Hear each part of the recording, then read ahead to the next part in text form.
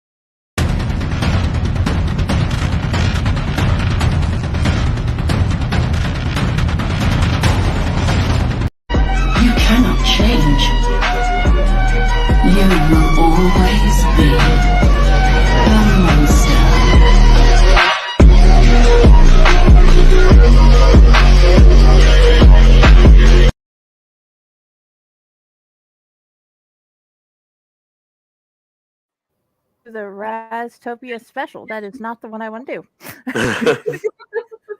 Every time I see myself dressed up as the mime character, it kind of throws me a little bit. I'm like, hey, that's me. Whereas I was just trying to find something fun to do for the commercial for your new book. But let's get started.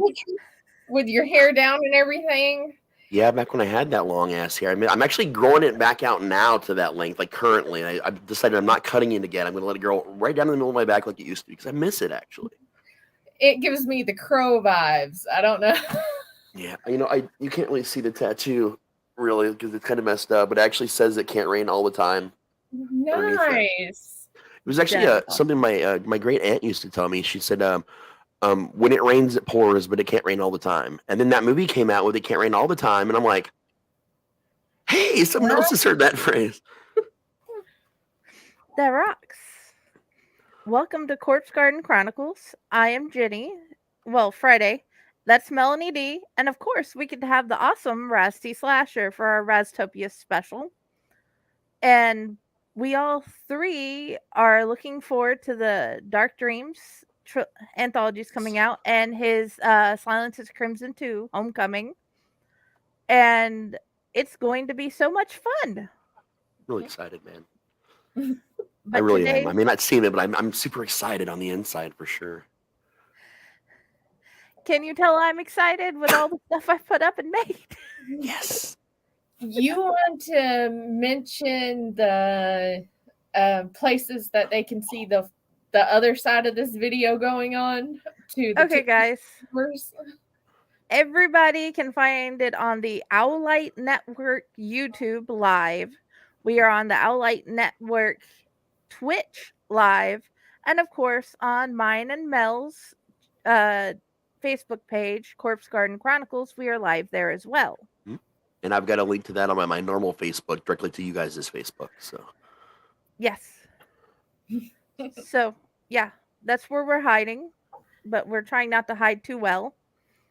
Okay. We're not like hiding seek Bigfoot champion like level at this point. We're trying to, get out there. Has anybody in your TikTok heard of Raz? Have any of y'all heard of Raz T Slasher? Don't feel bad. I haven't heard of me either. Well, so far I have tons of people joining, but nobody's really commented. Oh, it's the lurkers, man. Yeah. I was just happy you knew who Friday Baldwin was. Of course. Because, yeah, as you can tell, I made a whole entire personality on her. So yeah. I'm not gonna lie, I was between that and Dragnet for your name. Well, yeah, I loved Dragnet. I watched every episode. I loved that Potter from MASH was on it, or it was him on MASH. I don't know which came first. I just watched both back to back at the same time. Oh yeah, yeah. And then there was the Dragnet movie with Tom Hanks and Dan Aykroyd, which is brutal. Oh Love yeah, that one. I haven't found much that Dan Aykroyd has done that I don't like. Have you ever seen that weird movie he did called Nothing But Trouble, where he plays a judge with like really heavy makeup? Mm-hmm. I love that. That's his weirdest movie by far, and I love it. I love that movie, man. Humpty and Digital Underground is also in that movie, now that I think about it. Hey, that's cool. So, how many has anybody got Nightmare Whispers yet in the chat? Again, don't worry if you don't. I don't either. Yeah, they don't seem very talkative today. Well, that's fine. Yeah, because like I said, there's tons of people that's joined, but like nobody said any comments this time around. Okay, fine then. Either way, they're nervous because Raz is here too.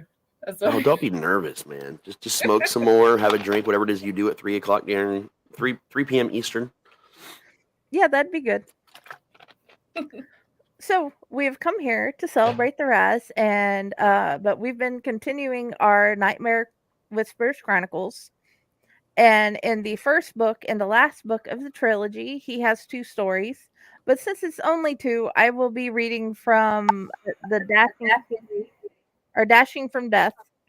He changed the name of it twice from Riverside Chronicles, and we get to enjoy them reading.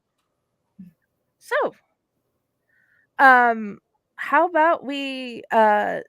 Since I'm going first, what were your was there anything cool you were thinking, or anything awesome you wanted to tell us, or anything at all about the Dashing from Death? So this is the second version of it as well. The very first version of the story. When I wrote it, it was for I think it was the Night Shift anthology. It was a day shift, night shift, horror for hire anthology is what it was. I met this really awesome guy named Kyle through it was a Reddit / Discord group called Right that was a part of for a really long time. Still very much support them. Dell's actually still a mod over there. And, I kind of got to know him for a little while at first. And he's like, hey, man, I'm doing this anthology. And that was technically actually the first anthology that I ever got to do in my whole life. That was the very first one I got. Yeah. So it's very near and dear to me. The original version is a lot longer. A lot of other things kind of happened in the story. But I was young as a writer. I was still learning, how to end things properly. You know what I'm saying? Because it was a very much longer than it needed to be. So when I went back and revisited it for the collection, like I did with a lot of the stories in the collection, I got a chance to kind of go and add some additional details, but also change where the story ended. Because the new ending, I like it where it stops. It leaves kind of an air of mystery. There's a lot more that could or could not happen as a result. I told too much of the ending, I think, the time before. But this is based on the fact that when I originally wrote this, which was like pre-pandemic / beginning of the pandemic, my wife and I were doing Amazon, DoorDash, all those things, delivering packages.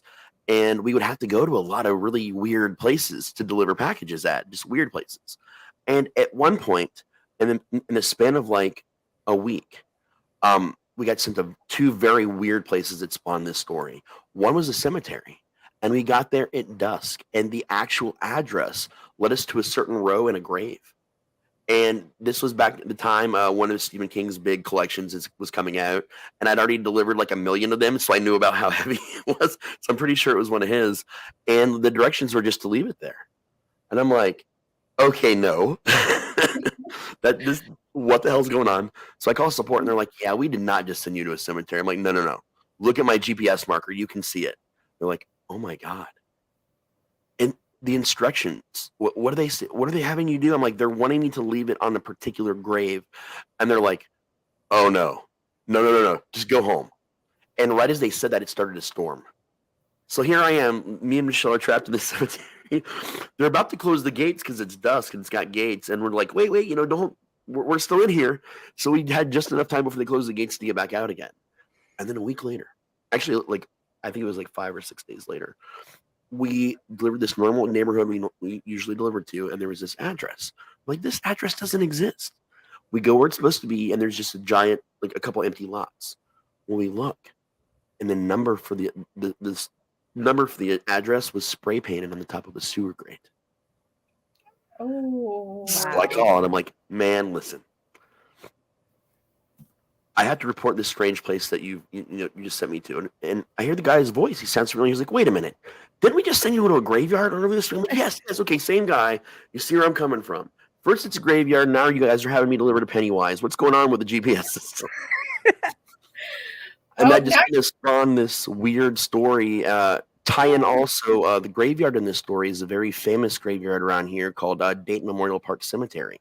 There's actual cult activity. There is known cult activity. You'll actually see people out in robes and stuff at different times of the year. Like, so this was just kind of me connecting multiple things and multiple events and things in life and just figuring out how I can do a story out of it, more or less. Now you got me worried because I've been doing Uber delivery and Instacarting here lately. Now you got me worried. I know those too. Weird things can happen. Yeah, Michelle still does the door dashing, but like weird things can happen out there, man. Like you can go to some weird places sometimes. Because too, some of the places I've delivered out here is like you go down 3 different dirt roads that has no name. You know, now you got me freaking out over here. Yep, we got some smaller towns we deliver to sometimes that are like that too. Like, it's just, I ruined an entire car. Got half of my transmission yanked down because this guy had this giant. It was like probably a 2-foot dip in the center of his long ass. It was almost a mile-long driveway, and didn't tell anybody about it. Oh wow. Yeah, you got to watch out for stuff like that. But yeah, it's a delivery story, but gone wrong. And all I was afraid of was like dropping signal and not being able to figure out where I was going. And now I'm afraid of other things to add on to it. Nice. So a lot of your programs have this thing where you can press a button to download offline maps. So that way, if you do lose signal while you're out, you'll still be able to see where you are. Oh, nice. I need to check on that then. Yeah, definitely. Yeah, please do that. Because we ran into that ourselves a couple times. Okay, guys, that's good advice for all delivery drivers. Okay. Yeah, beware of cemetery deliveries. Yeah, I mean, definitely beware of cemetery deliveries. Okay, I am going to start, and then we'll talk more about what we think afterwards, because I don't think Sonia, Mel has read it yet. Have you? Have you read Dashing Story yet? Mm-mm. No? Okay, we'll find out what you think afterwards. Yeah. Look, I'm sorry. They added me to my course a week late, and everything was like I entered the course a week late. Gotcha. So, bad reader. Yeah. So I've been behind. I'm not mad. If you're doing this with me, we're good. I'm not bad. I'm just drawn that way. Exactly. Remember that, honey bunny?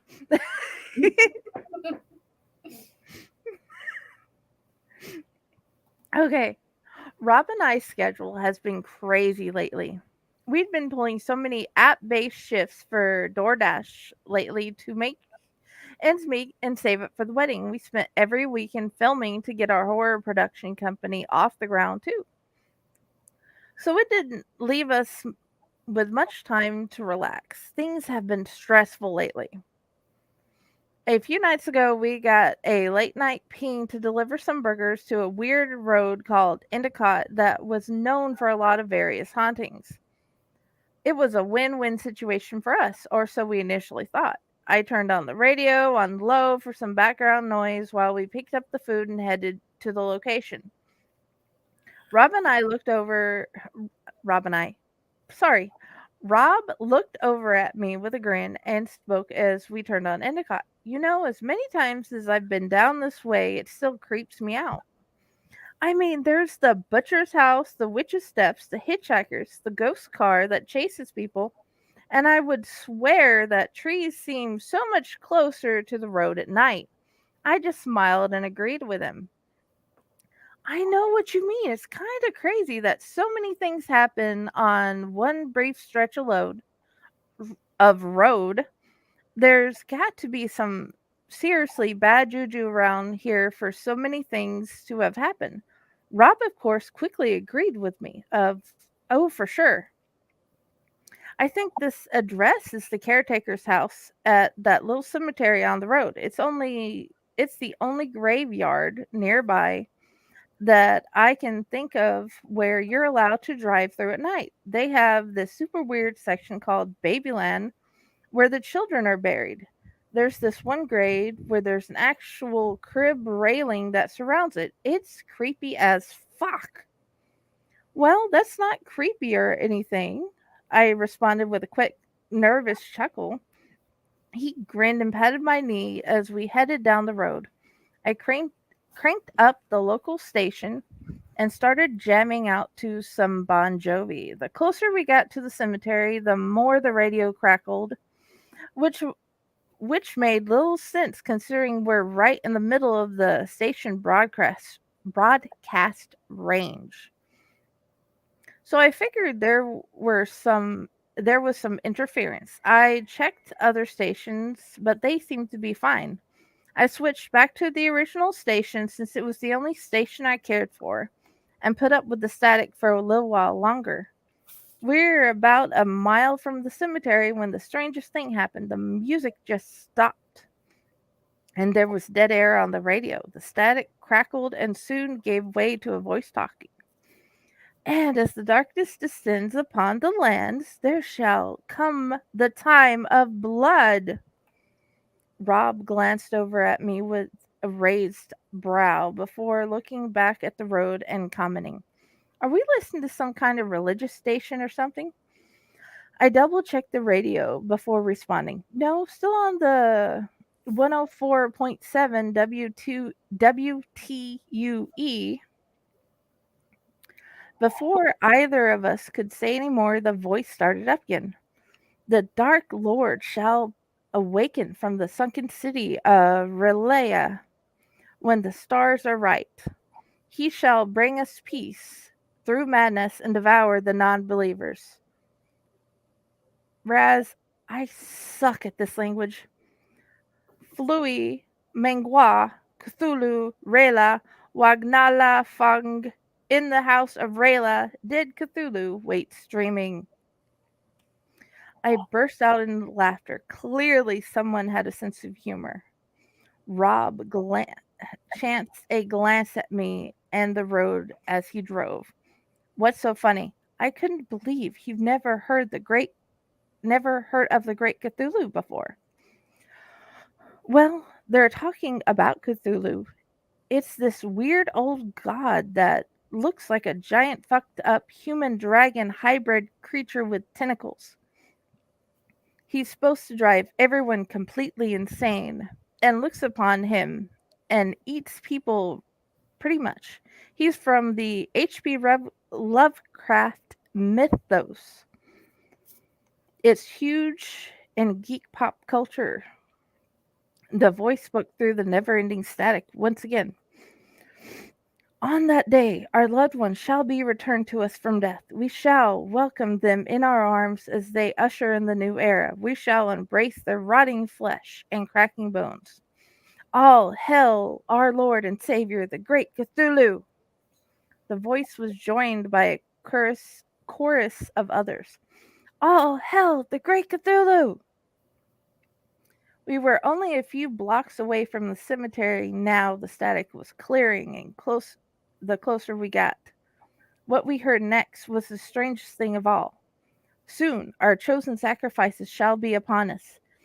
Even now they sit in a car having a cigarette just down the road. We shall rend their flesh and spill their blood upon the sacred earth so that Cthulhu may bless us with the ultimate knowledge that only madness can yield." Rob and I looked at each other, terror marring each of our features. We pulled the car over to the side of that old country road. We sat there in silence, just continuing to stare between another, and the radio as the static crackled and seemed to exhibit a life of its own inside the car. Eventually, Rob broke the silence. I am thinking maybe we should turn around and go home, babe. I'll take the hit for the non-delivery. I considered his words for a moment. I'm freaked out too, but there has to be a logical explanation for this. We make horror films, for fuck's sakes, man. This kind of stuff just doesn't exist outside of movies. It's probably just someone on cast or crew playing a prank on us. With all the pranks we pull out of them, it wouldn't surprise me. Besides, we really need the extra money right now. Rob sighed and nodded a bit, then started the car and put it in drive as he spoke. Whatever you say, Aaron, just remember, I was against this. Investigating spooky shit gets people killed in the movies. I punched him playfully in the arm as we drove. As we made it through the entrance to the cemetery, a voice came over the radio once more, dissolving the incessant static in its wake. They're close now, brothers and sisters. Ready your weapons and hide where you can. The second we see them, we shall yank them from the car and deliver them unto death. All hail the great Cthulhu! The other voices chimed in once more. All hail the great Cthulhu! Rob applied pressure to the brake, brought us to a stop, and glanced at me nervously. You know, it's not too late to turn back. We can still probably get out of here before something fucked up happens. Let's just go home, watch some Netflix or something. I rolled my eyes at him, pecked him on the cheek. Your cowardice isn't very sexy, Rob. We filmed these sort of things. You'd think this wouldn't be any more than writing fuel for you. Rob raised a brow as he spoke. I like to write spooky shit, not live it. There's a distinction between the two, you realize. I chuckled faintly and responded to him. Come on, don't be such a pussy. We'll do one lap around the place, make sure it's safe, deliver the food, and get the hell out. Rob sighed, took his foot off the brake, shifting into pump the gas gingerly. The static on the radio increased in volume without either of us touching it. I must admit, my heart racing a little at this point. It was like we were getting our very own omniscient soundtrack. We'd made it about a quarter of the way through the graveyard and nothing had happened. The voice hadn't even turned yet. I was just about to point out how hilarious I was suddenly finding the situation to be when something small hit the windshield of our car. It took a few more times for us to realize that someone was throwing pebbles at us. Rob stopped the car again. We looked around through the windows to see if we could spot anyone. There was no one there, with nowhere to go but forward. We started moving it. Now we were just past the halfway mark, and still we'd seen no one. A few more pebbles had hit the windshield by now. But that was about it. Maybe we're just slinging gravel up from the path as we were driving. As unlikely as that seemed, that's what I secretly told myself to keep me from freaking out. Rob wasn't saying a word, but I could see his knuckles had gone white on the steering wheel, presumably from gripping it so hard. I reached over, put my hand on his shoulder as we continued. Three quarters of the way through, we reached the Babyland section of that Rob had been talking about earlier. It was just as unsettling as he described it. Everywhere you look, there were cradled statues of once adorable little cherubs and giant statues of angels weeping. I pointed out the statue Rob had once again came to a halt. Whatever you do, don't blink. I got a nervous laugh out of Rob. We were huge fans of Doctor Who and the Weeping Angels and had always been amongst our favorite episodes. The other things about this section of the cemetery were all the toys surrounding the graves. We saw rusted Hot Wheels, old weather-worn teddy bears, corroded Barbie dolls, and even some partially deflated balloons. I'd seen things like that at memorials on the side of the road and such. They were nothing compared to the magnitude of what we were seeing right now. Suddenly, a voice overcame the static again. There were the children now, so close. I can see them through the eyes of the angels as we speak. I can see them staring back at me. Rob is terrified and Aaron seems confused. It won't be long now, my brothers and sisters. They will not escape. All hail the great Cthulhu! And as before, the chorus of voices responded just before the static resumed control. All hail the great Cthulhu! Rob again let go of the brake, hit the gas. This time there was more pressure than before. He wanted to get out of there as quickly as possible, and I easily agreed with his sentiment. Fuck the delivery at this point. We drove about as fast as you could on a narrow gravel path through a cemetery with an unnecessary amount of twists and turns. Finally, the entrance we'd come through was in sight in the distance. We were going to make it out of here, most likely laugh about the scare later. That's when we noticed a big truck entered the graveyard and stopped directly in the entrance. They just sat there as if blocking our way. Headlights came to life from behind us suddenly and almost blindingly, Rob via the reflection from the rearview mirror. They were closing in fast. The voice screeched over the radio in a single word, bursting through the static like Chuck Norris's fist through the chest cavity of his opponent. No! Before long, flowing onyx hooded cloaks began springing from behind gravestones and statues and started running directly at our car. Rob gritted his teeth together, leaned forward, and kept right on driving. He seemed determined to make it out of there. The sounds of metal scraping metal echoed through the night as the cloaked figures jammed their twisted blades. Their twisted blades against our car as we passed. By now, my heart was beating so hard that I thought I'd have a heart attack for sure. There had to be at least 30 people trying to surround us, and Rob wasn't showing any signs of stopping. We're driving over graves and weaving through headstones, so he didn't have to sacrifice any speed around the pointless dips and turns. We were getting closer and closer to the truck, blocking the entrance now.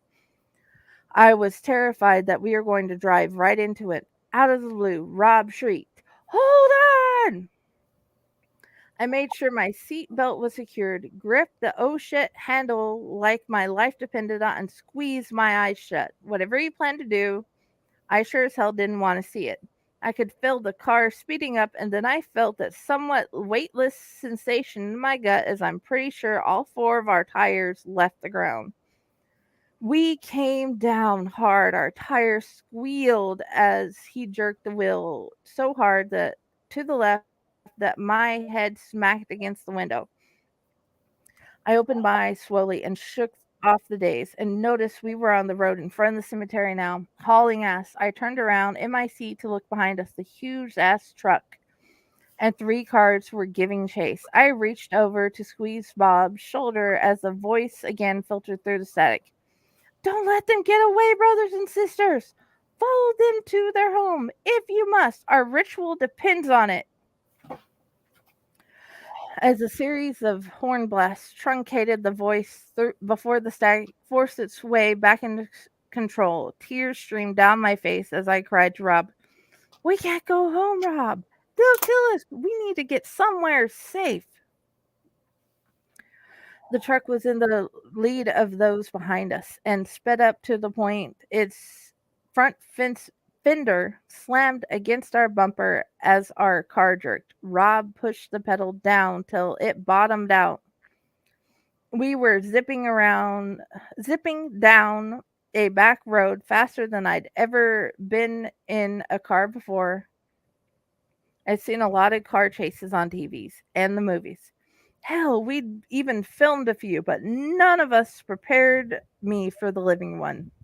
The tension in the car was so thick you could have cut it with a knife. Rob took a last minute turn so hard we damn near slid off the road into a tree.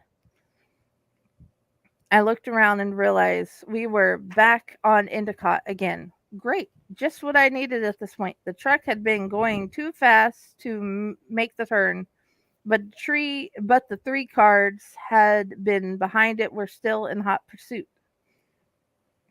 We flew past the witch's steps, cracked and stained with the blood of legends. I could vaguely see the estranged hitchhiker as his thumb up on the side of the road and didn't even seem phased as we powered on. Rob took another turn without warning, and we destroyed a mailbox through the power slide to get back to the pavement. 2 of the cars didn't make it, but the third remained right on our tail. The voice cut through the static again violently. Pull back and rejoice, brothers and sisters. We have their license plate number and can easily track them down from that. We shall have them, mark my words. Their end is nigh. The static died altogether. Normal radio station removed its broadcast. It's the end of the world as we know it by REM. Rob slowed his pace to just 5 miles over the speed limit, and we kept driving in silence. We got about halfway home before he pulled over in a well-lit Walmart parking lot. There was a decent amount of people around for about 1 a.m, which made me feel a little more comfortable. Rob looked over at me. His face had completely gone pale by now. He whispered as if still trying to find his voice. I don't know what to do, Aaron. We can't go home. He was right, and I knew it. I unbuckled my seatbelt and moved to bring him in a warm embrace as we swapped together. We stayed right there in the parking lot until the sun came up, too afraid to do or go anywhere else. Luckily, we didn't have classes today, so we called off work to figure out what to do. We killed some time in Walmart till we could start making some phone calls. We conned Scott into meeting us at the house where there was no way we were going there alone. It was a pretty lively neighborhood during the day, being close to the student housing for UD. When we arrived, we noticed a strange symbol burnt into our front lawn. I immediately recognized the fabled symbol of the cult of Cthulhu. We took some time filling Scott in on what we experienced. He seemed just as shocked as we were. We stocked up on some weapons, invited a few friends over under the guise of an all-night horror movie marathon, and waited for something to happen. So far, nothing crazy happened. Occasionally, I still hear the static over the radio on WTUE in weird places, but no more voices. We've since stopped doing late-night deliveries just to be safe, but something tells me we haven't seen the last of them. If you're doing app-based delivery jobs, be careful out there, and remember, you're only ever one burger away from oblivion. Only ever one burger away from oblivion. That fits it perfectly. Yeah. I love that story. It went well beyond that point where they had not just Scott, but another friend showed up. In the middle of the night, the cultists showed up. There was this big battle in their house. They had to escape. One of them got their wallet. Like it was this whole big, like, it was almost double the length of what you read with the rest of it there. And I just thought to myself, why? That's too much detail. That's too much. Like I was just putting too much on the table for it. So I wanted to kind of pull back and leave the rest of it kind of, did they ever come back kind of a thing. Oh, well, see, I thought great opening for a sequel. I mean, and that's also always an option. And you never know, it may get like extremely popular, especially with more people doing the Uber delivery and Spark and all that. Yeah. You know? Yeah. I mean, I have been known to do weird sequels some people haven't read yet. In fact, you're reading one today that I'm working on a sequel for because enough people have bugged me about it. Oh, nice. Yeah, well, see, that's why I wanted to read this one, because Skinwalker's very popular on TikTok right now. Like, oh, definitely. And also, Endicott Road is a real road. It is the road that's right off the first haunt I ever worked for when I was 12, from the ages of 12 to 17. And I actually have a whole series of stories that I tell in like live action, like storytelling events that I've never actually told on any of the podcasts before, and that I've never written down. It's but the Witch's Step is a real thing. The Hitchhiker, the car that chases you. Like, there's 5 legends for one fucking country road. It's one of the most haunted areas of Ohio, actually. Oh, I no doubt. Sounds like our mountain. Not that I want to start rumors again, because I haven't lived on North Mountain in a long time, but it used to be like, I remember hearing stories about like cult activity up on that mountain. Like, you remember, Jonas used to talk about it all the time. Oh yeah, and her thoughts about which people we know were part of that cult and various things. Oh yeah, like I would specifically not like wander around alone on that mountain by myself, because I heard those stories. From what I know about that mountain and the information I have, you're probably right, and I wouldn't have wandered on it alone, to be honest with you. Why do you think we only did the walks during the day? Yeah. Why do you think I made sure both adults in the situation were aware which points we were going to? Right. Well, like, I still, like, I might live like off the mountain now, but I still don't go up there at dark unless I absolutely have to. Like, just because, well, between that and then the cats that sound like screaming, dying women, like in the woods, and they're just bobcats, like, it freaks me out. I still love the fact that you were feeding the one dog food and come on the porch. Well, it's just a kitty to me until it actually, like, I will die from petting an animal. Like, I know my future. Like, I'm going to die petting a fuzzy animal because I thought it was cute. But seeing David doing the nope and waiting for a few minutes and being late to work because the kitty decided to come have a snack when he's supposed to be leaving for work. That was fun. So yeah, either way. Did I die? No. Did he die? No. No. Okay. It's all good. Before we move on, just one more reiteration. Dashers, make sure you're careful of what you're doing, no matter which food delivery service you're working for. Dashers, Instacart, Uber, Spark, all of you. Yeah. Like, be careful. Please be careful. If you're going to dash at night, bring someone with you, because most companies don't mind if you've got a passenger, or at the very least, share your GPS location. Every phone service has an app where you can actually share your location with someone. So it's a very good idea to do that. Oh, sorry. And the emergency say, like, it automatically, most apps, like, I know, like, Uber and Instacart has them, like the emergency share location. Yep. Like, your emergency buddy. Yep. I get those anytime my wife goes out to dash late. If I'm at the haunt and she'll go out, I always get the little emergency alerts and stuff from her. Honestly, why I wear this too, the Fitbit. Yep. Because, like, if I ever get kidnapped, I'm swallowing this thing. Like, oh yeah. But it's waterproof. It'll be fine. Yeah. Your thought won't, but crime stories. You can get these little miniature tracker things that are also waterproof that can also kind of connect to the Fitbit. It's really weird, but they work. Air tags is what they're called. Yeah. The Apple AirTag things, but they've got them. Other services have them now too, and they're actually swallowable. Like, they're so small, they're easy to swallow and pass through your system if you need it. Yep. See, there you go. Which one of you two wanted to go next? You tell me. I'll do whatever you would like. I'm the guest. Okay. Do you want to go, or do we want the Raz to go? It's up to Raz. I'll let him decide. I'll go. Okay, fine then.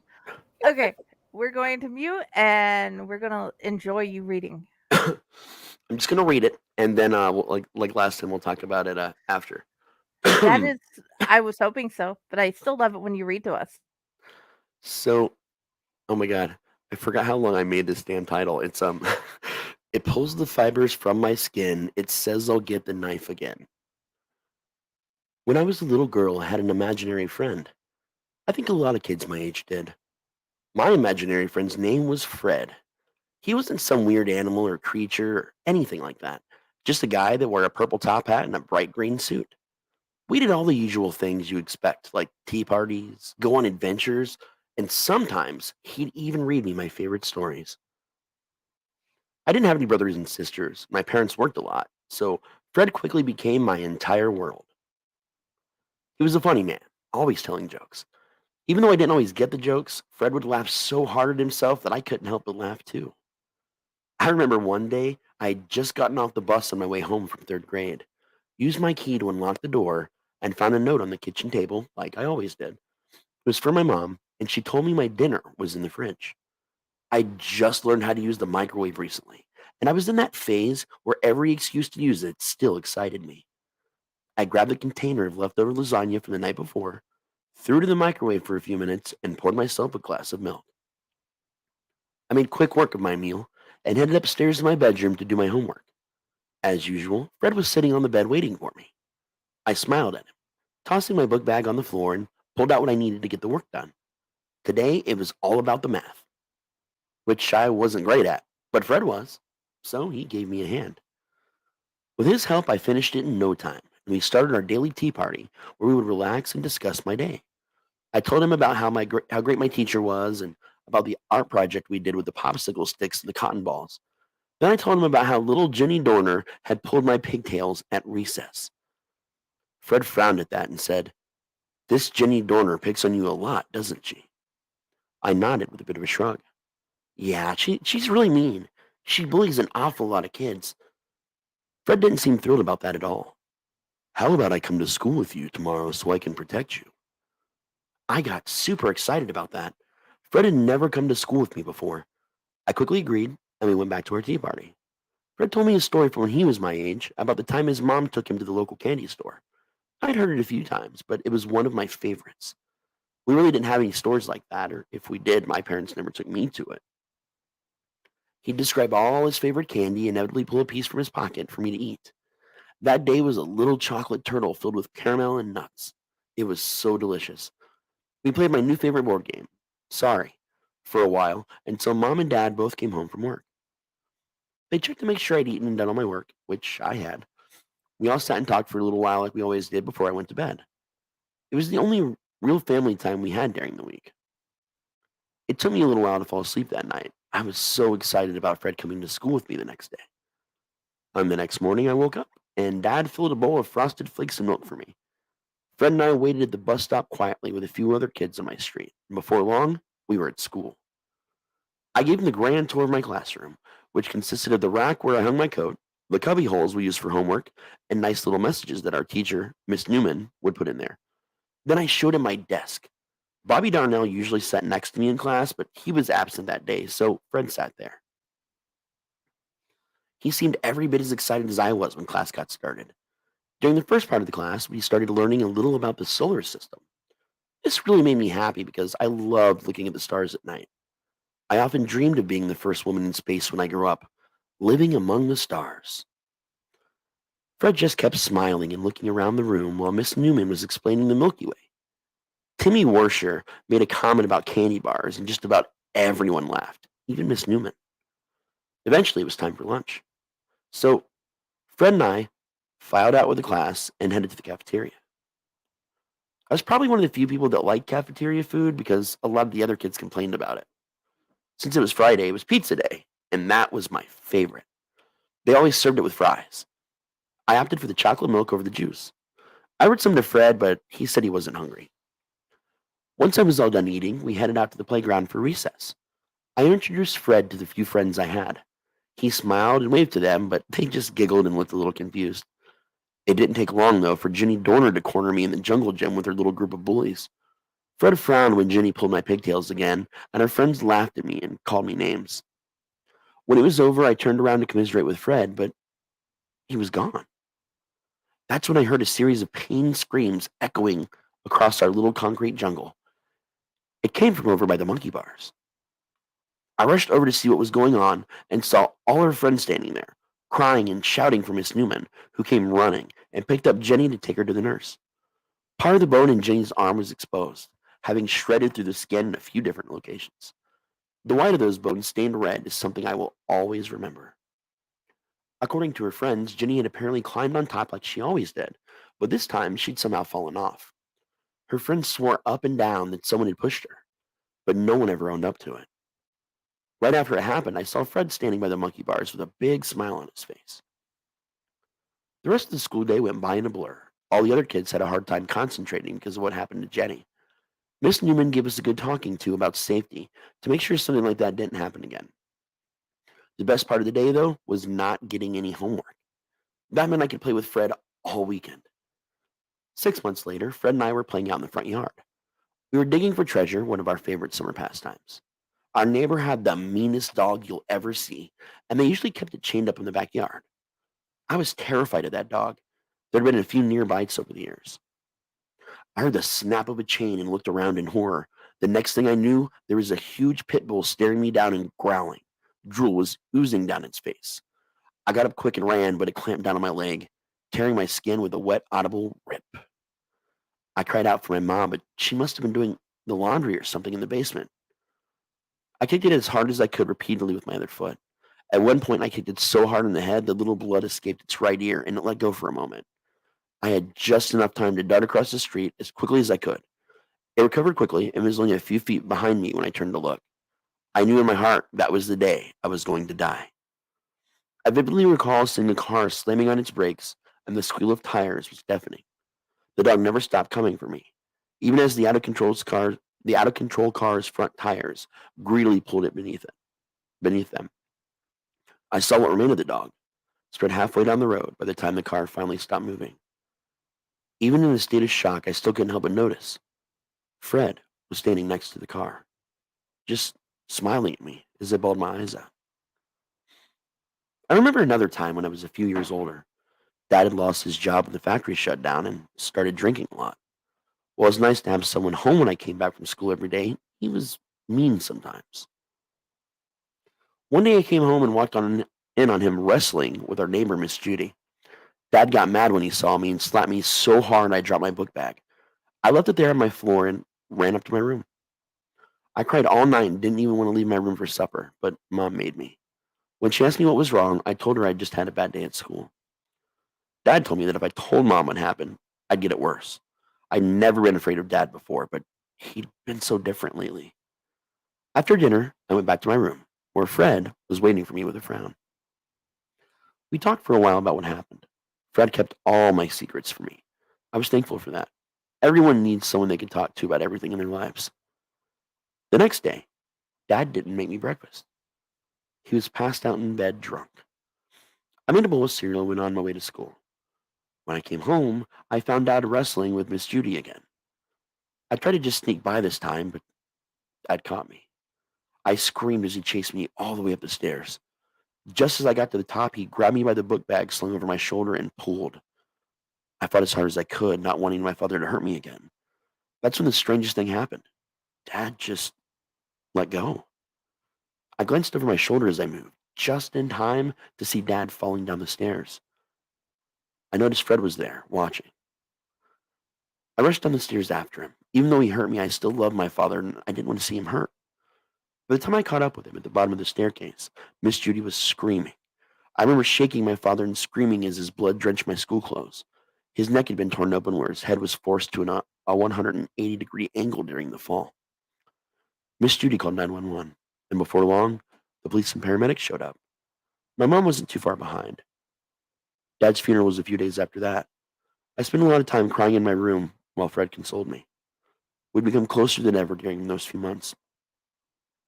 By the time I turned 15, Mom remarried. I was against it at first, but Daniel was a really nice guy. He didn't drink like my father had and took great care of Mom and me. I still saw Fred a lot, but it was a little estranged. He changed over the last year or so. It was a little weird that I still had an imaginary friend at my age. I didn't talk about him to anyone, though. The last thing I needed was people making fun of me, thinking I was batshit crazy or something. Fred still helped with my math homework when I needed it. He was a genius when it came to math. He'd taken to relaxing in bed at night while we talked, and sometimes I'd pass out with him there beside me. It seemed so innocent. I thought little about it. I owed Fred a lot, to be honest. He'd been there for me so many dark times throughout my life. One morning I woke up undressed, but for the life of me, I couldn't remember removing my clothes. I was kind of sore all over too, which was weird. It was a Saturday, thank God, so at least I didn't have to go to school. I made it a bed day so I could relax and recuperate. That day was uneventful. I made it to the kitchen for meals, but otherwise kept to the bedroom with a book. I didn't see Fred for a little while after that, but I knew he'd be there when I woke up because his distinct smell of baby powder and peppermint still permeated the air in my room. 2 weeks later, I woke up one morning in so much pain I could barely even move. I noticed there was a lot of blood, partially dried. It was up and down my thighs in the small congealed puddle where I'd been laying. There were small but deep cuts across my legs and a few on my stomach as well that I just couldn't explain. Just gaping holes staring up at me where my flesh used to be. I barely had the strength to yank my sheets and bedspread off the bed and hide them in my closet. I washed them later when no one was home. I didn't know what to do, but talking to my mom about it just felt weird. I had no actual idea what was going on, so how could I even explain it? The only thing I knew for sure was that Fred had to have been behind it. I could smell him all over me. I forced myself into the shower and turned the hot water on as hot as I could make it. I just stood there for a while, scrubbing myself so hard I had to have removed a few top layers of my skin. Then I curled up and cried while the scalding water beat down on me from above. In the moment, all I wanted was to die, for there to be an end to what was happening. How could Fred, my best friend in the world, betray me like this? Why would he do this to me? What was he doing to me? I decided that I never wanted to see or speak to him again. Tonight, I wouldn't fall asleep. Not that I'd be able to sleep anyway. Eventually, Mom and Daniel left the house, so I threw my sheets and bedspread into the laundry with some bleach. I ended up having to throw out my bedding, though. There was just no saving it. Luckily, I had a ton of replacements for the bed, so I didn't think Mom would really notice. I grabbed a new set, put it all together on the bed, and went down to the kitchen to find something to eat. I stood there in front of the refrigerator for so long I lost track of time. That cool breeze against my raw skin was soothing. I was so numb that the fact that I could feel anything at all amazed me. I ended up not eating anything and just went to the living room to put on the television. I can't even remember what I watched. My brain wasn't exactly functioning at full capacity. It was just a blur of random sitcoms, commercials, and reality shows. I stayed that way until evening when Mom and Daniel finally came home. I must have been the best actress in the world, I thought, as I detached myself completely from my situation and made polite conversation with him. The only thing I knew was that I didn't want to be alone, and I sure as hell didn't want to be anywhere near my bedroom. Mom suggested a family game night, and I was secretly thankful for the excuse to be around them longer. It was difficult to pay attention to the games we played. I ended up losing every single one of them. By the time Mom realized what time it was just after midnight. She called it a night. She and Daniel were tired from their hike and had a whole day of antiquing planned for the next day. So I reluctantly said goodnight myself and, with increasing terror, made the way up the stairs to my bedroom. I reached a hand to flip the light switch on before I even entered. I breathed a sigh of relief when I noticed Fred was not there to greet me. I stayed up till the morning sun dripped through my windows, feeling a little safer with the light of day. I finally fell asleep. I should have known that no time of day was or would ever be safe for me again. The pain woke me up this time. How long I slept, I'll never know. I was willing to cooperate to get myself to safety or to even scream out for help. I felt like I was trapped inside my own body, powerless to stop what was going on. Fred locked eyes with me and winked, which only made things much worse. That much worse. He made small incisions in my body while he stared deeply into my eyes. Each little piece of flesh he removed, he stuffed into his cartoonish mouth. No words were said during this, just the sickening sounds of his teeth grinding and tearing those little pieces of me into oblivion.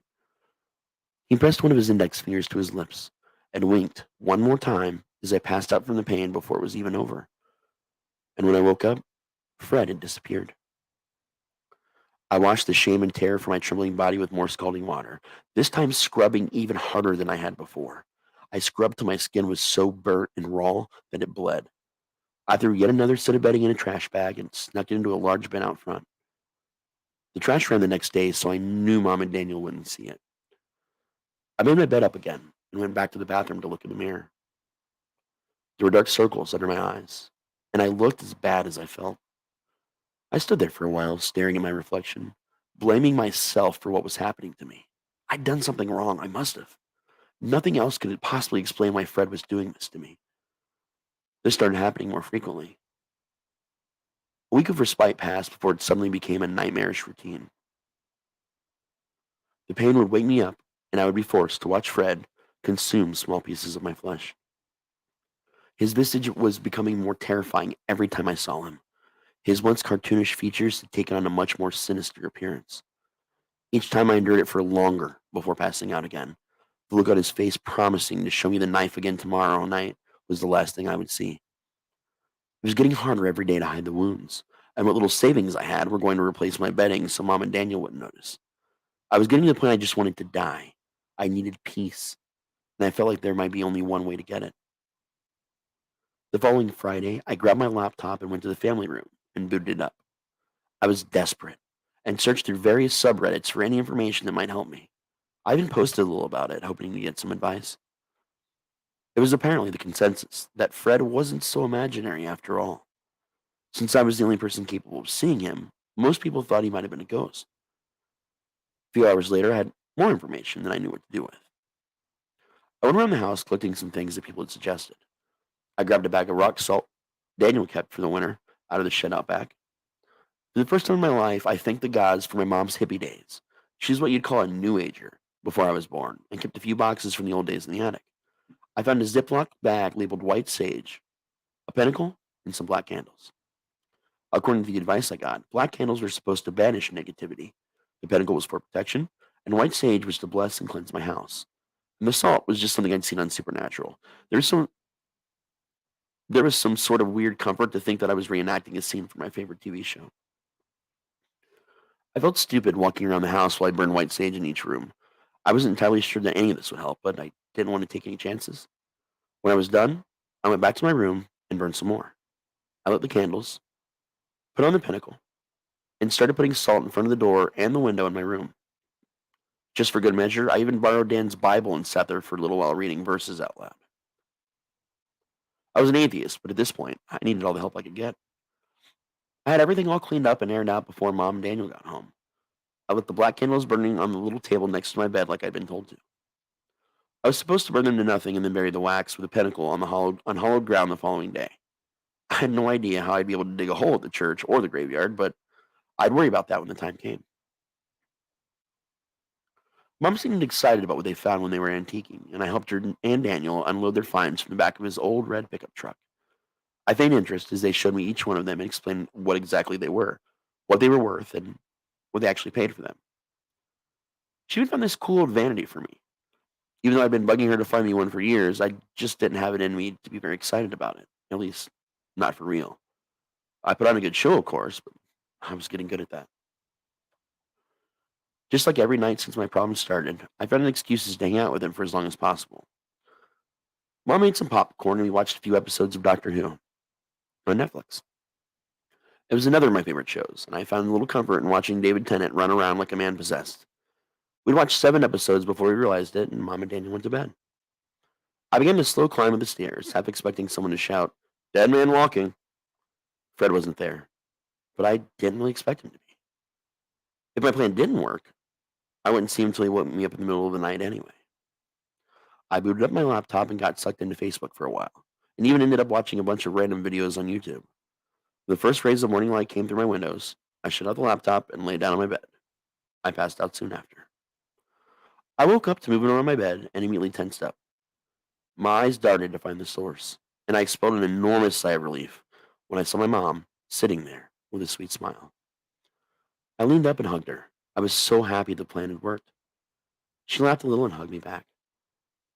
I remember her asking me what had gotten into me, and I made up a silly excuse about not appreciating her enough. We laughed together for a little longer and went downstairs to eat some breakfast. It had been over a week since I'd had a decent sleep, and it felt good. I'd never be the same after what Fred had done to me. At least it was over now. Hundreds of small scars across my body would be an eternal reminder. Years went by with no sign of Fred, but I continued my cleansing routine out of habit. I left for college a few years later and didn't visit that much over the holidays. The less time I had to spend in that house, the better. Then I ended up getting married, having a kid, and moving on with my life. Mom died almost 5 years after Christina was born. She'd become extremely reclusive toward the end of her life and was impossible to get a hold of. It hurt me deeply that she never wanted to meet her granddaughter. Daniel had broken the news to me kindly, but there was something about his voice that just sounded off. All he said is that there had to have been some sort of animal attack on one of her solo hikes while he was at work. When he got home, she was lying in bed, covered in minor cuts and bleeding everywhere. He told me she just kept muttering the word animal repeatedly in a fugue state. Her heart had given out after the paramedics had arrived on her way to the hospital. Daniel disappeared altogether after that, and I got a letter in the mail stating that Mom had left us the house. I thought about selling it, but it was a lot bigger than where we lived, and my husband and I had been talking about having another kid. After a few arguments, he finally convinced me it made the most financial sense, so reluctantly, I gave in, and we moved 2 weeks ago, leaving our tiny two-bedroom apartment behind. I should have argued harder against it. Hell, maybe I should have just burnt the place down the night I got that letter. I knew that what Daniel had told me wasn't the entire story. I could feel it in every little scar on my body. If only I knew then what I know now. 3 hours ago, I went into my old room, and now it belongs to my daughter Christina. She was talking to her stuffed animals and having a tea party. I smiled and started back down the hallway, content to see her happy. She was only in kindergarten, but it had been hard for her to leave her friends behind. She hadn't made any new ones since we moved here, but I was sure that given a little time, that would change. I didn't get too far from the room before freezing in place, horrified, as I heard her sweet little voice say the name, Fred. And that's the end.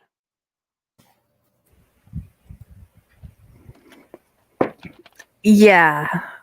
The first time I read that, it was like, oh my God, somebody wrote an adult version of the story. Yeah. Drop Dead Fred is one of my favorite movies of all time. It really is. And I wanted to kind of spin it on its head a little bit, but I said, like, you can see, like, where I left some of the original elements into it, like with the showers and, like, the shame she was feeling. But originally, that was actually not a story about someone carving pieces out of her legs and eating them. It was a I hesitate to say what it was, but I'm sure you can gather what it was from the context. It was a very trigger warning, more than this version of it. It was that original version can't really be found anymore because it was only in print in my first ever collection called Campfire Tales, which is long since out of print. But the only person I know that will own a copy is Jenny here very soon when I send it to her because I still own it. And then a podcast where Jessica Rainville voiced the entire original version. But it's a tough one. It was a really tough story to write. The whole time I'm writing, I was freaking out. And when I originally submitted it to Patty for inclusion, I told her, I was like, listen, I'm going to send you this version, but I don't think you can publish this version. I'd like to rewrite it. And she started to read it. She started to get into the bad parts, and she was like, yeah, I can't. Just rewrite it. So that's the version we ended up with. And I'm glad that it was changed to this. I think it's a lot better off. Oh, yeah. What were your thoughts, Mel? Well, I love Drop Dead Fred, but there for a while, though, when you were reading it, when you were getting to certain parts, I was like, just holding my breath. Yeah. Something I don't talk a lot about, but I do once in a while is So I'm a childhood victim of sexual assault over a period of years, and that is the real reason why I had included that in the original version of the story, because it was kind of my way of, even though the main character was a female, I thought it would be more powerful if it was a female character, because people don't look too kindly at men who come out and talk about these things. But it was a way for me to kind of get out there and be therapeutic about it with the guise of fiction. So I've been talking about it a little bit more recently as a victim advocate, but that's why that story was so important to me. But again, I saw the need to maybe not have that in the story when I remarketed it. So it's sad that if guys come out, they're thought of so much less if they say, hey, this happened to me. This needs to be talked about, and this needs to be known so something can be done to stop it. Yeah. Culture is still changing, but it's still awful in certain parts. Yeah. No, I got a lot of shit when I first wrote that story and people would read it. I got a lot of angry emails. I'm not gonna lie with that initial version of that, and even this version, I've gotten a few people that are like, "How could you, blah blah blah." I'm not gonna get into their comments. I'm sure you can imagine what they were, but it's not usually until I explain my history growing up as a child that they're like, "Okay." Backstepping. Yeah, it's immediate back. So you're not just a guy writing about a little girl that something bad happens to, which a lot of writers do that. They'll take stories, things that, real things and put them in there without having experienced them. That's fine. And, if you're a good enough writer, you can do that. But for me, it was just, like I said, I always try and explain myself a little bit so people know where that story was really coming from. It's a hard one to explain. Yeah. Oh, yeah. But other than that, Drop Dead Fred, that's great. Also kind of leans towards, like, is it an evil spirit or is it a demon? Like, so many possibilities there. My thoughts, it was a demon. So in my brain, it was actually a tulpa. She needed a friend so badly that she made one up and put so much of her life and energy into it that it was real only to her. That was my original version of it, but knowing that it can be interpreted so many different ways, I thought it was more fun to not say what it was, so that way people could, because the mark of a good story is that you can talk about it and have your own concepts on what something was or is. So I do leave a number of things like that kind of open-ended for people. That's great. And I didn't realize how often sometimes that I mention Doctor Who in stories, and that was like 2 back-to-back right there. Written at completely different times in my life, too. That one was back when it was still on Netflix, apparently. Oh, yeah. And 1 second. Well, I'm sure Jenny's let you know, but we've watched Doctor Who all of our lives anyway. So me too. Can totally relate. Tennant is my man. Like, I love me some David Tennant and Tom Baker are like right there for me. Although I really did enjoy Eccleston, even though he only had that first season run in New Who. Like, yes. He was going to go somewhere before the politics of the show kind of took him out of it and he quit. Right. I would have liked to have seen more.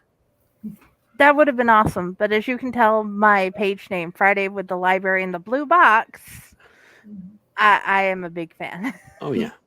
Not a huge fan of Matt Smith. I'd say Matt Smith of New Who has been the only Doctor that I was just kind of on. I didn't hate him, but there were elements with his run, and specifically Amy Pond I didn't care much for. Rory, I loved him, but Amy, I don't know. There was just something about the combo of her and Matt Smith. I just didn't vibe on it at all. Of the new companions, Clara, the whole impossible girl. Sophia's middle name is Oswin, and she turned out to be an impossible girl. 3 heart to fix, and nothing stops her. Yep, it fits. Fuck yeah. I'm almost caught up with the female Doctor. I actually like her quite a bit. What sucks is the writing for her run. It kind of got bad because the showrunner was just I feel like he was just kind of calling some stuff in, which is now we got the original showrunner back, so yay. But up until then, like, her season suffered from some bad writing, but her acting and her time as the Doctor is pretty damn amazing. She is a great actress. Mm-hmm. She was not given what she deserved for the role. Exactly. All you Who naysayers out there saying the Doctor can't be a female, and people were going nuts about that. Like, they were like, there was like hate speech going on with that, and I'm like, that made me very angry. Very. I didn't have a problem with that. I just thought it was funny that they got one of the James Bonds to be a Time Lord. Yes. That was great. That was epic. And we got Tennant coming back. So yay. Yes. Tennant and Donna. That's going to be an interesting special right there. I'm so excited for it, man. I'm like over the moon excited about it. As soon as I can get it, it's going to be mine. Hey, when I get it, you get it. So yes, we'll do a watch party. But anyway, I guess let's continue on to There's Something Different About Her. Please, Sissy, read to us. I love it when you read to us. All right, here we go. There's something different about her. As Lynn drove off to visit her parents, I waved with a smile. I was going to enjoy the next week. Sure, I'd miss her, but it was going to be great hanging with the guys too. 7 days wasn't a long time, but it was long enough. As much as my friends make fun of me, I'm truly in love with her. We'd never been apart for longer than a weekend before. But even then, we'd check in with each other a few times a day. Unfortunately, this time around, her and her parents were vacationing in a cabin out in the woods. So the cell phone reception would be spotty if it even existed at all. Living out in the deep country, cell phone service issues were something we had grown used to. But this was even more remote than we were living. I likely wouldn't even hear anything from her until they were leaving, which made more than a little nervous, which made me more than a little nervous. Hopefully everything would go well and the time would fly by quickly. Later that evening, I went out with my buddies, Greg and Nick. We had planned to hit up a local club where one of our favorite local bands were playing. Thankfully, Nick had volunteered to be the designated driver, so Greg and I got completely shit-faced. The music was amazing, as it always was, and we enjoyed the 90s grunge theme of the club. It really took us back to the old days. I even bought the band a round of drinks and talked to them for a little while. All in all, it was a damn near perfect night. Nick dropped me off at home and I wandered up to the front door. I took my keys from my pocket and slipped them into the lock, but found the door was already unlocked. That was odd. I could have sworn I'd locked it on my way out. I went into security mode and quickly stumbled into the house, grabbing a huge umbrella from the nearby stand as I went. I staggered into the living room with it held over my head and came to an abrupt halt, seeing Lynn sitting there reading a book. I pulled a smooth move and put the umbrella away before she looked up with a loving smile. Have a good night, babe? I rose a brow and moved to sit next to her on the couch as I spoke. Yeah, it was awesome. Shrug was playing tonight. What are you doing home, baby? I thought you were on the road to a cabin earlier. She smiled and shrugged while replying. About a half hour or so after I left, I got a call from Mom saying that Dad wasn't doing too well, and we had to postpone until next weekend. It kind of sucks, but since I don't work weekends, I guess it's not really that big of a deal. I was a little concerned hearing that. What's wrong with your dad? Is everything okay? She nodded and put a hand on my leg. Yeah, just his blood pressure again. It sounds like you know how stressed out he is all the time. I nodded. Her father had seemed more stressed out than usual lately. I adored her father, truly. He'd given me a lot of amazing advice over the years and had welcomed me into their family almost immediately. He had become more of a father to me than my own father had ever been. Somewhere I even still had a Ura Heap album he'd given me in high school. Just one of those completely random memories. I was glad the man was going to be all right. The room was still spinning a bit from all the alcohol. I'd looked longingly at the kitchen for a minute. I hadn't realized how hungry I was up until that moment. I looked back to Lynn with a huge smile on my face. Babe, how much do you love me? She set her book down and rose an inquisitive brow at that, certain I was playing her up for something or another. More than anything, an exact answer depends on what exactly it is that you want. I chuckled at the drunkenly before responding sweetly. I would give you my kingdom for a bacon burger right now. Lynn smirked at my comment. And what kingdom would that be, Aaron? My smile faded a bit as it took all the concentration that my drunken mind possessed to think of the name of my kingdom. I grinned again when I thought of an idea and told her about it. The kingdom of Never Sober, where the men drink all day and the ladies make bacon burgers. It's a magical world, really full of great liquor and greasy foods. No one gets a hangover there either, which is why it's magic. She seemed impressed that I was able to string all that together and took some time to blatantly laugh at me before responding. Sounds like you live in a very sexist kingdom, sweetheart. What if I want to drink all day and have someone make me burgers? I was quick to respond. Yes, I thought you might say that.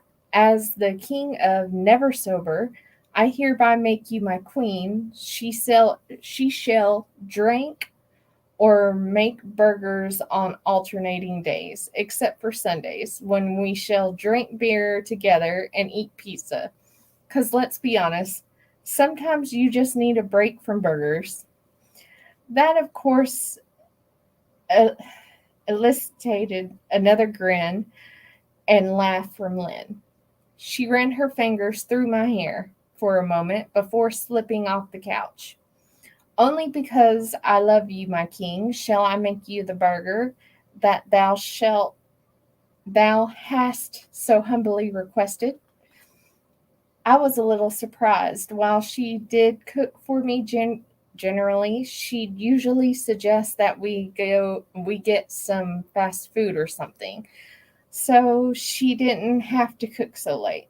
I assumed she was just in a great mood and decided not to question it. Least my bacon burger be forsaken. I laid down on the couch and closed my eyes to rest for a second.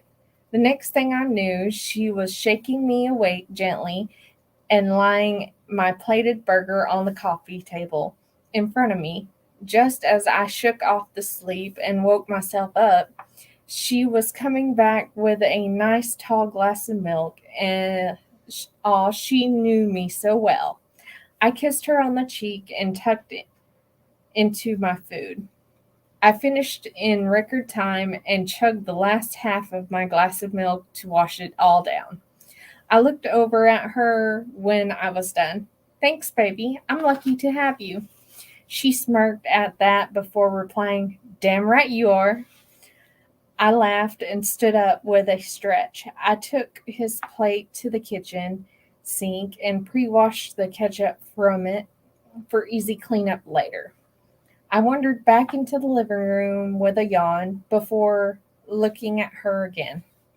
I'm tired, baby. I think I'm going to head to bed. Coming with me?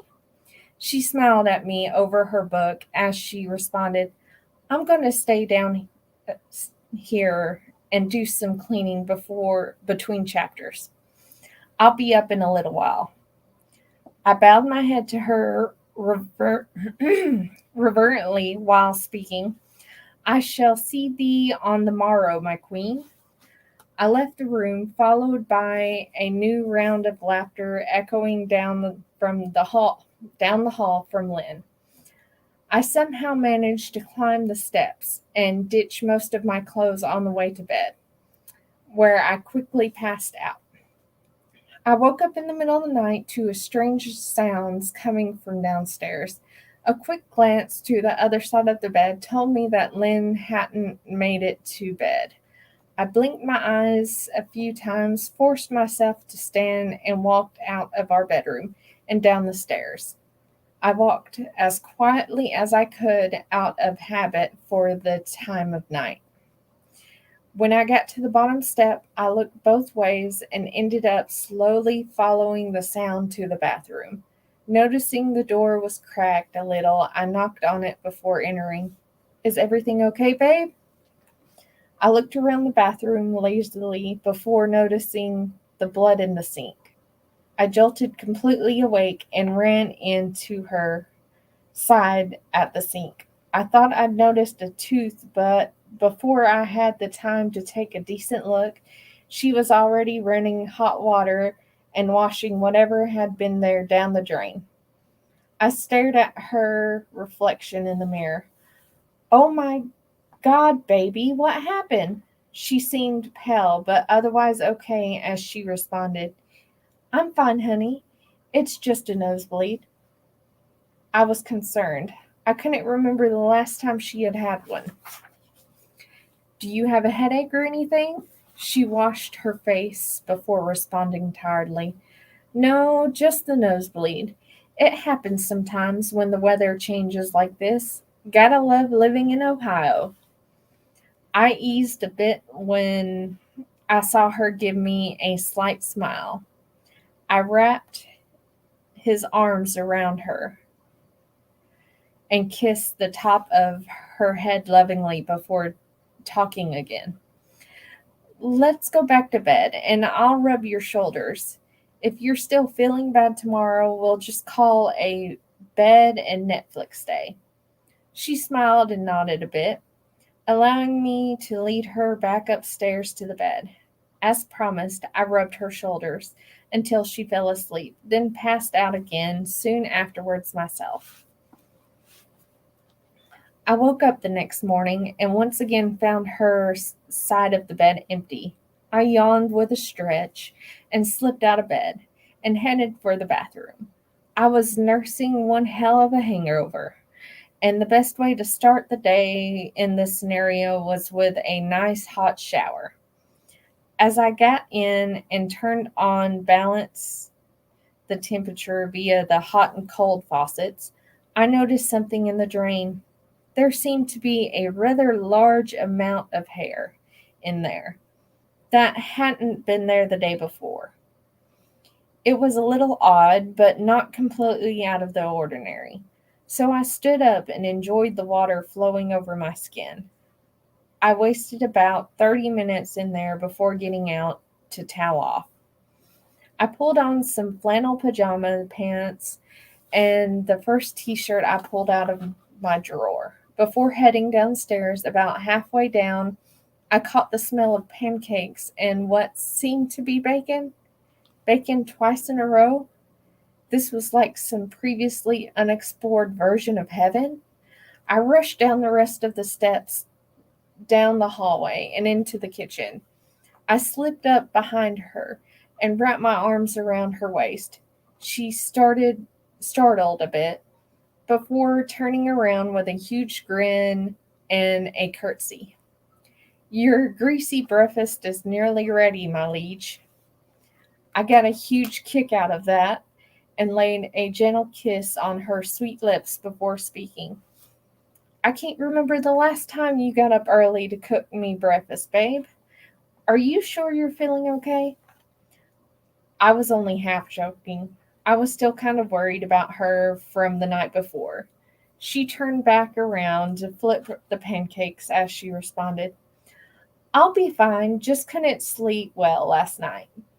Thought I'd surprise you with a nice breakfast. Coffee is ready if you want some. I put the bottle of ibuprofen next to the pot in the counter just in case. I sighed contently and headed for the coffee and ibuprofen as I spoke. What would I do without you, babe? She chuckled and flipped the pancakes again as she replied. I ask myself the same question every day. I smirked, poured his coffee, took a couple of ibuprofens, and went to the kitchen table to relax. Halfway through my first cup, she served me a ham and cheese omelet, some buttermilk pancakes, and of course the glorious bacon. I put a hand on her arm before she went to get her own plate. I gotta pause for a minute to plug up my computer. It's all good. Okay.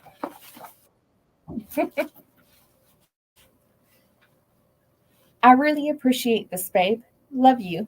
She gave me a wink before settling a quick kiss and hurrying off to get her own plate.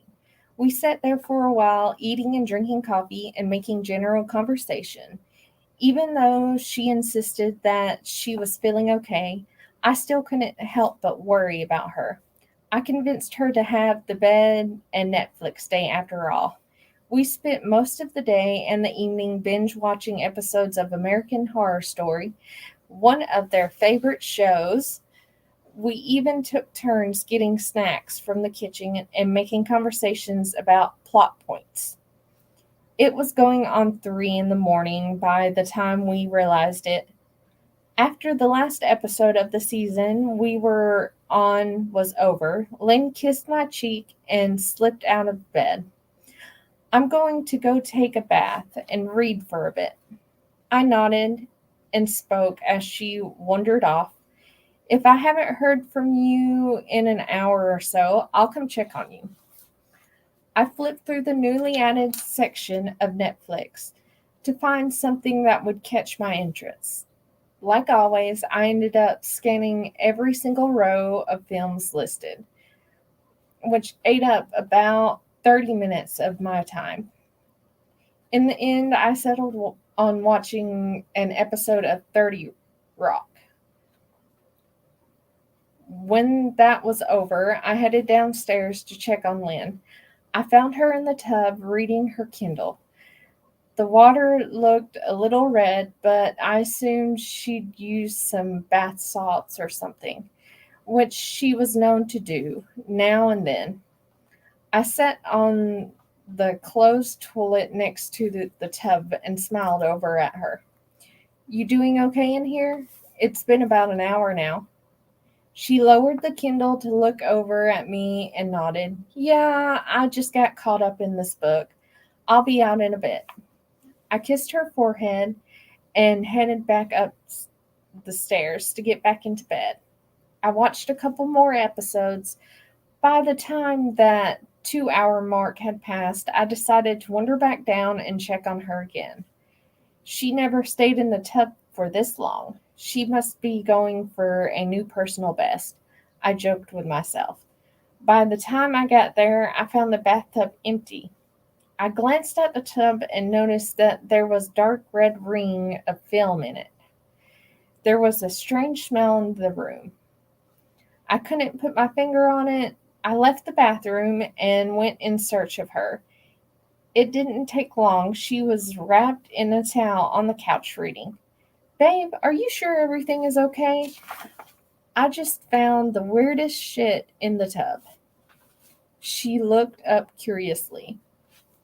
Look, I've told you 100 times today, honey. I'm fine. Sorry I accidentally used too much bubble bath stuff. I'll rinse it out better before I come to bed so it doesn't stain. That explained the red ring, but not the smell. I decided to let it go for now.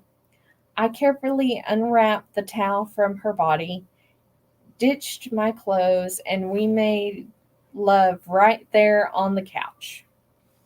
We'd been lurking some spontaneous spontaneity lately, and it was nice to just go with the flow of things, so to speak. Things seemed a little different, though. It turned out to be the best sex I'd ever had in my entire life. I couldn't quite explain it. Was almost like making love to another person. She'd done things she'd never done before that drove me absolutely wild. I carried her to bed where we passed out, curled up with one another. Despite work, all week went like that. There was breakfast every morning, dinner every night, and amazing sex sometimes more than once a day. And of course, her random disappearances at odd times for baths and the like. There were also strange things happening more often. I found the red ring in the bath a few more times, an increasing amount of hair in the drain, and I would swear I saw a tooth in the sink the other day. I was met with increasing levels of annoyance. However, whenever I asked her how she was feeling, the strangest thing of all happened. On Thursday morning, on my way to work that morning, I'd gotten a voicemail from her boss wondering if she was all right. When I asked Lynn about it, she told me that she had taken the week off work and maybe the manager had forgotten about it. Lynn said she'd give her a call and take care of it. I just couldn't shake the feeling that she didn't seem like herself, yet at the same time was more than enjoying this new her. That night, while we were making love, something odd happened. We were in mid-kiss when one of her teeth came out, and it somehow made its way into my mouth. I gripped her face on either side carefully and was trying to break the kiss in a panic when the skin on her face seemed to tear. She jumped up and ran to the bathroom, with me hot on her tail. She slammed the door in my face and locked it, refusing to let me in. That's when I heard my cell phone ring upstairs. No one ever called this late, so I assumed it was an emergency. I dashed upstairs to grab my phone and was in the process of answering it again as I was about halfway back down the stairs. It was Lynn's mother. "Aaron? Hello?" "Yeah, I'm here. Is there something wrong with Jeannie?" No, it's Lynn. There's been an accident." At that, I jerked my phone away from my ear and looked between it and the bathroom before responding. Had she called her mother? What's going on with Lynn? I've been worried for days. We just made it to the hospital. Something attacked her out in the woods this morning. The doctors think it was a wolf or something, but we're still not entirely sure yet. How quickly can you make it here? The whole world came to a standstill. How was any of this possible? Lynn was just on the other side of that door. They just made love, for fuck's sake. None of this made any sense to me. With the phone in my ear, I slammed my foot hard enough into the bathroom door to pop the lock. As it flew open, I saw her, or at least what was left of her. Something stood there, devoid of skin, staring at me with her eyes, its mouth open into a snare, revealing a glistening hole full of broken teeth and bleeding gums. A twisted claw hand swiped out at me, ripping into the flesh of my chest. I screamed and dropped the phone as the creature tried to pull me in the bathroom. I pulled all my weight behind a boot to its left knee. It roared as it stumbled, buying me just enough time to get the fuck out of there. I could hear Lynn's mom screaming over the phone as I ran past, but there was no time to pick it up. I tore down the hallway and through the living room to the front door with that thing in hot pursuit. It was close enough that I could smell its rancid breath as it breathed on my neck. I made it to the front door, but it was locked. I ducked just as it clawed at me. Instead of wedging those jagged claws right into the wood of the front door, it wailed as it wiggled around, attempting to dislodge itself. I grabbed a nearby lamp and smashed it over the thing's oozing head, but it didn't seem to faze it much. I took off once again, this time for the back door. I made it there quickly enough and even managed to unlock it and slip out into the night as I heard the creature's screams as it thundered along behind me.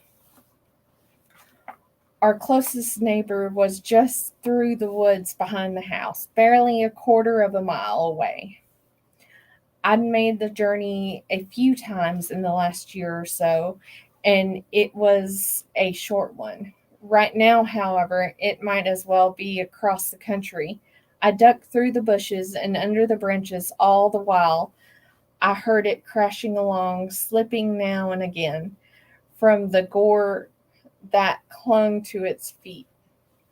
I could hear more sheets of quickly decaying flesh slide off it as I ran. It squished and oozed its way faster, starting to close the distance between us once again.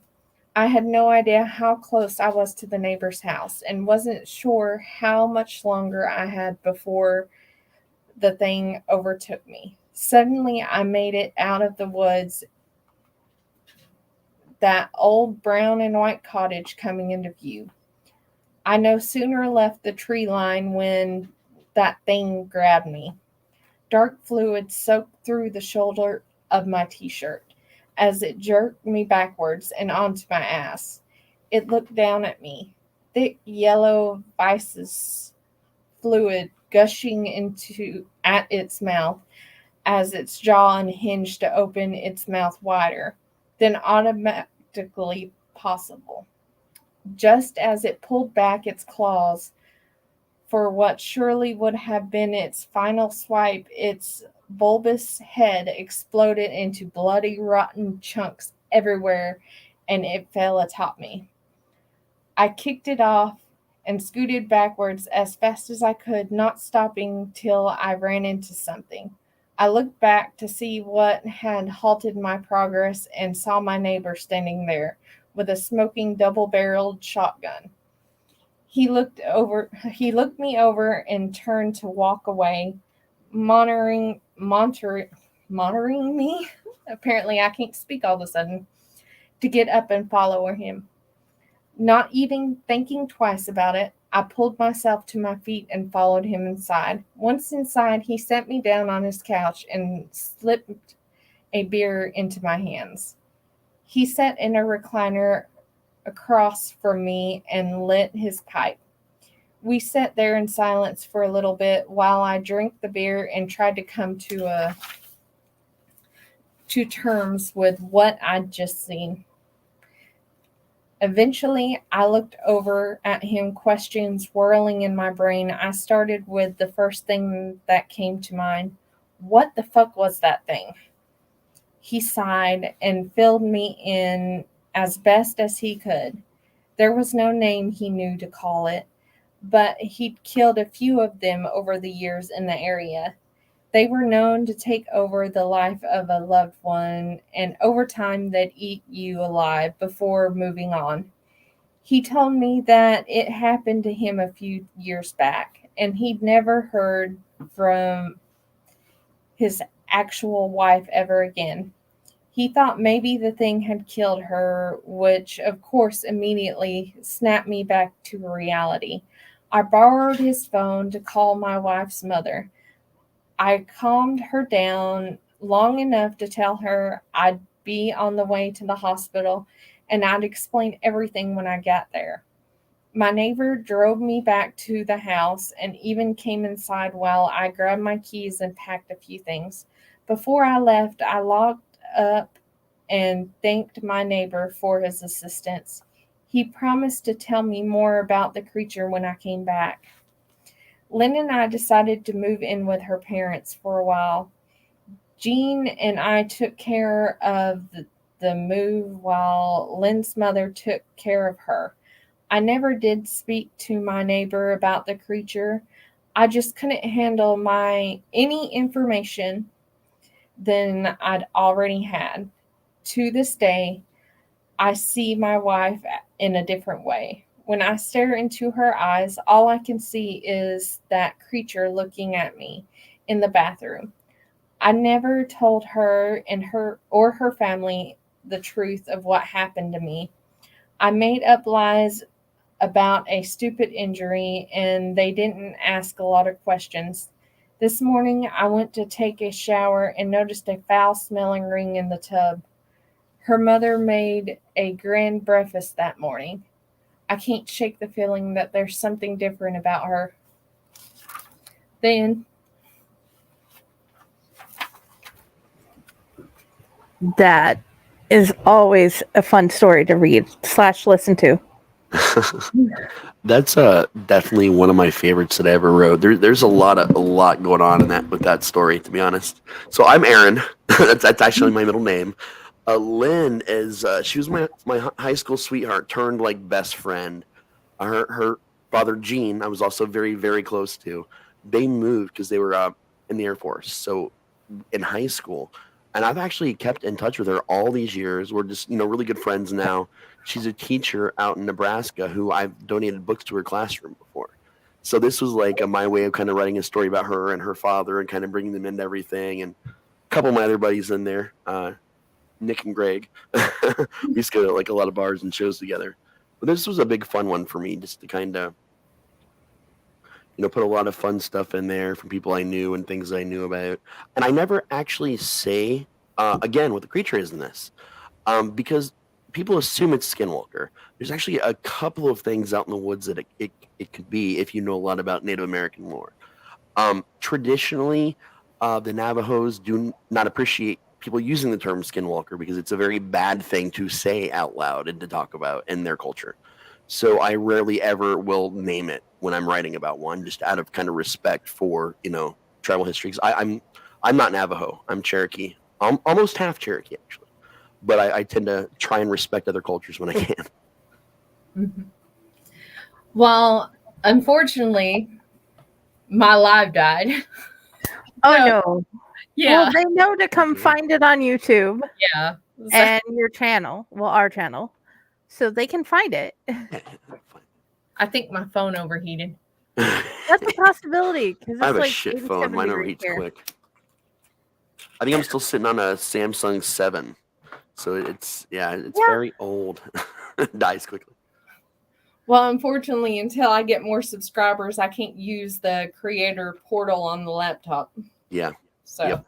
Well, we need to help you with that. Make sure we get that out there, and we do some extra posts for that this week to get your numbers up, man. Oh yeah. I've been trying to get her show out. I've been, as you can see, help her with the show. Hence asking you and Patty to come and join us. I'm almost up to 2,000 already, okay? That's amazing. Awesome. That is amazing. So, and I do hope you go look at your Instagram. Oh no, don't threaten me with a good time talking about stories. Well, Instagram's always been easy, but like I think most of my Instagram followers migrated to TikTok, so a lot of Instagrammers are. I've noticed that myself. I'm trying to post on all the sites, but it's just not. It's difficult. Yeah, it's hard. Trust me. I totally understand. This is why Jenny does it for me. No, it's weird because so my wife reads, but she kind of stopped reading like 4 years ago, so she's not really reading anything. She doesn't read any of my stuff or really talk to me much about it unless I make them, make her talk about it. The kids don't read; they're just impatient. They're not readers. Most people I work with at the haunt don't read. Fred, actually, the owner, He always tells me, he's like, I'm gonna wait for an audio form, or I'm gonna wait for you to read it to me, because he's just not a big reader. And most of the people I know in my daily life are not readers. So I only actually get to talk him. Yeah, I'm gonna make him listen to it. Actually, I was kind of talking to him in the background a little bit. He's gonna listen to it later. But so I only really get to talk about writing online, honestly, with you guys and the network and just all the different shows. Like that's it. That's the only time I get to scratch that itch, and I fucking love it. I just love talking about whether I wrote it or not. I don't even care. I just like to talk about books and stories. Fred from Hell's Dungeon, we see you. We love your TikToks. Come watch us. And there's your plug. Go to Hell's Dungeon. Wait. Be scared. Hell's Dungeon. Haunted house. My son does all the haunted stories like I did when I was his age, and Jenny. So. Hell yeah. Weren't you saying that he was forcing his friends during online games to listen to us? Yes. He always pulls up our YouTube videos, and like when they're doing the online gaming, they listen to the stories and everything. Yeah. That is awesome, man. That is so awesome. So my most awesome nephew, I love you. Shout out to you too, Jazz. Yeah, he's at his grandmother's house again. That's okay. I think he just stays over there because she don't make him do chores or nothing. That's the only thing. Understandable. My grandma made me do chores. I still had to do chores when I went to grandma's house. Well, he's lucked out with that because Nathan's grandmother doesn't make him do chores. So. Oh, I had to go on chores. I had to go on walks with Granny because she was a big walker. So like we would just go to the woods and walk for hours. Like I probably did more when I was with her sometimes than I did it. That's not a bad thing. No, you got to have Granny time. That's there's all to do around here is walk. So I was the only kid that loved it enough to go like and stay with her frequently. Like as we got older, like for a while it was just me. And then instead of going to the woods all the time, I remember we were talking about The Crow earlier, actually. The first time I saw that was with her because it was her sister that always had that quote, and she'd heard about it and wanted to see the movie. So she took me to see it. It was a double feature at our local Flicker Palace. It was that and The Cowboy's Way with Kiefer Sutherland and Woody Harrelson. It was like a double feature. So we sat and watched it. And then she watched The Crow in theaters another 2 times with me. Oh, wow. That it's the same woman that saw Wayne's World with me in theaters 17 times because she thought it was so funny. Nice. Oh, that rocks. My granny was awesome. Yes, definitely. Ours was interesting. You're actually inheriting some of her belongings because the books that I'm sending you to were the ones that I had specifically put aside in every printing, and I always saved one just for her, and she'd read them all too. So you're actually going to be getting her books. I promise to take care of them as well as I'm taking care of all your other books. You're good. She'll be happy that they went to a reader because she was a big reader. Oh, yeah. I love anything book-wise and story-wise. It just took me forever to get to my high school dream of basically this and being published. Oh, I feel that for sure. But also with that last story, man. So I'd been kicking around ideas for a while, and actually during Nano, I'm going to be writing the sequel, where it picks up there at with Aaron and Lynn at Gene, in Lynn's mom's house. They're going to go on a family road trip with some other family members, and the whole concept right now is this is actually spreading through the whole family because it's like a backwoods type road trip. There's a lot of side roads and like country roads and stuff. There's all these stops they've got to make for bathroom breaks and gas and things like that. And one by one, my concept is the whole family is going to be replaced until only Aaron is driving the car and looking in the rearview mirror. Nice. So we'll see the neighbor pop up again. That he's going to call the neighbor and get more information that he didn't want in the first story. And that's what I'm looking at doing right now for that one because it's one that a lot of people still talk about. So it's kind of that and Mr. Jones are the ones I think I hear still about the most from the old stories. Mr. Jones is the one I've seen most done by creepypasta channel makers. Yeah, that was Mr. Otis Gyrie, one of the most famous voice actors in the history of voice actors, actually did that story on one of his shows on the Chilling Tales Network. And like that was the day that I felt like I made it as a writer. Just hearing him of all people read that story was like the day for me. Like, oh my God. Oh, nice. He has so much gravitas when he speaks. Like just doing that it gives me chills, man. I go back and listen to it usually anytime I get down to my writing and down to myself real bad, I'll go back and listen to that. Like, no, Otis read your story, man. Like, you got something. You just got to tap into it again. Oh, yeah. And for those listening, it is linked to Raz T Slasher's page, a Mr. Jones graphic with a cabin in the back, and you'll find a link to his story, the actual episode it's on. Yep, raztslasher.com. If you go there, my website, there's a section specifically for media. Click that tab. Every story of mine that's ever been done from like narrators and podcast networks are all on there. And I want to get something also to put a link up there for you guys too. So I need to, because I'm going to be actually updating the website probably this week or the beginning of next week, because I have so many book links I have to update and things, and I was going to get some links from you guys to put some stuff up there. Okay. Have y'all accomplished putting anything on Spotify yet? I mean, I have in the past, but not recently. Not recently. We have not been able to do the subscription for the Spotify. That involves a monthly subscription. It does and it doesn't. There's ways to get it on there and iTunes and everything else for free, but it's a pain in the ass. I've done it back with the Twisted Geekdom Network and podcast. Well, but there is a subscription thing. It's pretty cheap when we can afford it. It'll just put it on all of it for us, and I think that's kind of what we're holding out for. Mm-hmm. Oh, okay.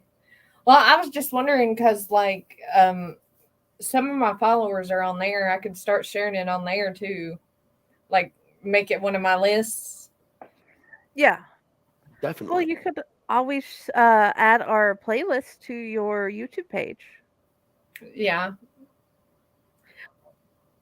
Because, well, see, most of my workout stuff and all that, they have, I make playlists for them and all that. So I was just wondering.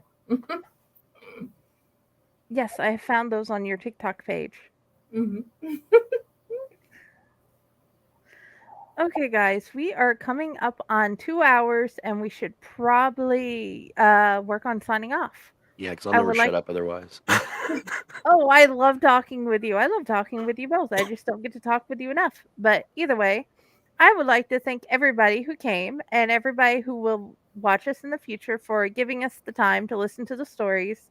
And please check us out more. If you'll please tell us where to find you, Sissy.